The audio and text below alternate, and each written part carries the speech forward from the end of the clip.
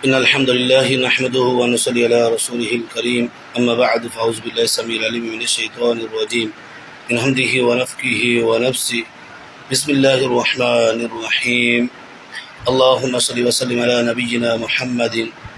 جناب سامعین محترم، آج 18 ذی الحجہ ہے۔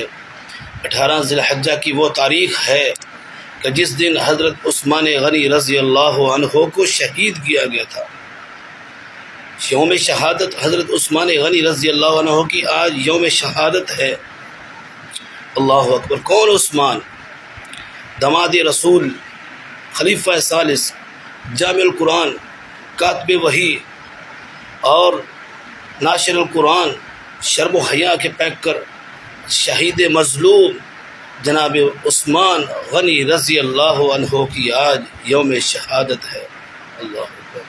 حضرت جابر رضی اللہ عنہ بیان کرتے ہیں کہ رسول اللہ صلی اللہ علیہ وسلم کے پاس ایک شخص کا جنازہ لایا گیا تو آپ صلی اللہ علیہ وسلم نے اس کے جنازے کو ٹھکرا دیا، اس قضا نہیں پڑا تو عرض کیا گیا، یا رسول اللہ، آج سے پہلے ہم نے کبھی بھی آپ کو اس طرح کسی کے نماز جنازہ کو ٹھکراتے ہوئے نہیں دکھا، آج کیا وجہ ہے؟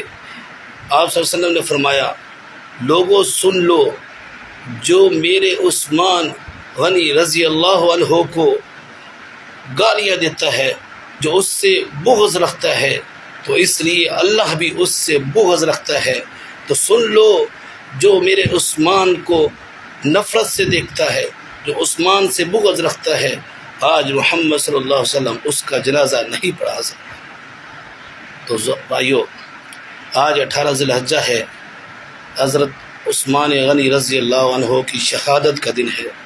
حضرت عثمان غنی رضی اللہ عنہ 18 ذی الحجہ کو شہید ہوئے اور اپنے خالق حقیقی سے جا ملے۔